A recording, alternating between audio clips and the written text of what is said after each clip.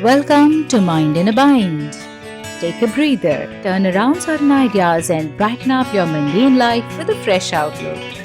Listen on and tune in to the Takeaways from Life by Anita SJ.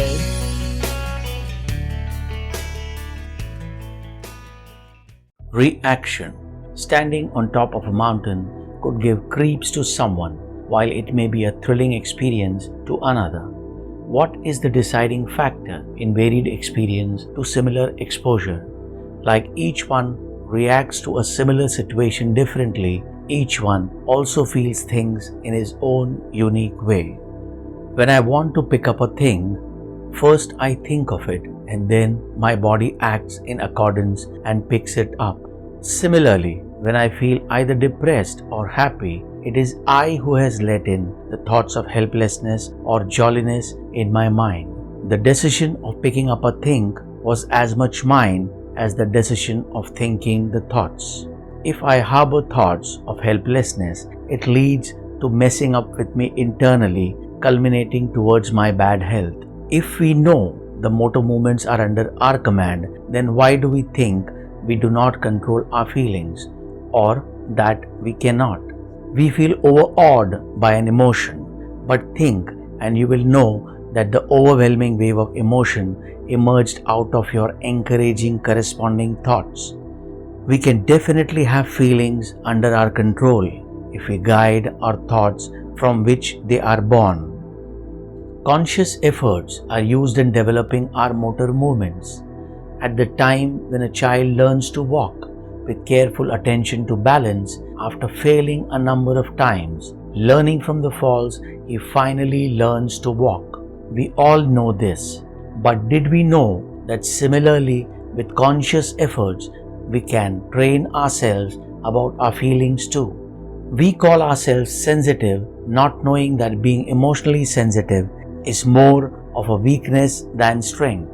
But this weakness can be turned into strength by selecting right thoughts.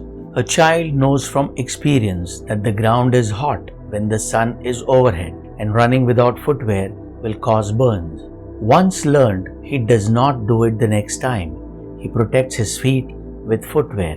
Likewise, with feelings too, he learns from his experience of dealing with others. He keeps a record of earlier experiences of scorn or wrath he had to face when he did something that displeased others. He remembers those unpleasant experiences on his way of growing up. He learns to be more diplomatic when he doesn't want to displease others. To find a protection for his foot was easier, but to save himself from feelings that hurt is a little difficult. If the child does not learn to deal with unpleasant feelings correctly, then they could haunt him in the form of varied consequences. In the flow of emotions involved in experiencing the feelings, our mind is distracted from analyzing them, and without analyzing the feelings, we cannot equip ourselves to handle them better the next time they occur. We can only remember the experience, and we relive the experience in anticipation of their occurrence every time we feel they are likely to occur. And we analyze ourselves with a conclusive tag, emotionally sensitive, that I get hurt easily. One has to learn to observe their experiences with a sense of detachment, like a surgeon will have to if he has to operate on his family. Remembering and reliving of unpleasant incidents can lead to impulsive reaction, the beginning of stress. Let us understand how we make our head ache. When we are faced with an impending unpleasant situation, our thoughts start recollecting similar unpleasant occasions. Our mind thinks of a probability of such an unpleasant occurrence in our life. The possibility itself triggers the chain of negative thoughts. We literally imagine it happening to us. We start worrying, and the troubled thoughts lead to a feeling of helplessness. Such thoughts eat up all the energy. As the mind uses more energy while solving a puzzle, it consumes more so while worrying. The shortage of nutrition results in a general feeling of weakness, difficulty in getting the body in action. mental lethargy leading to physical lethargy. And as we know now, we can pick up a thing only when we first think of it.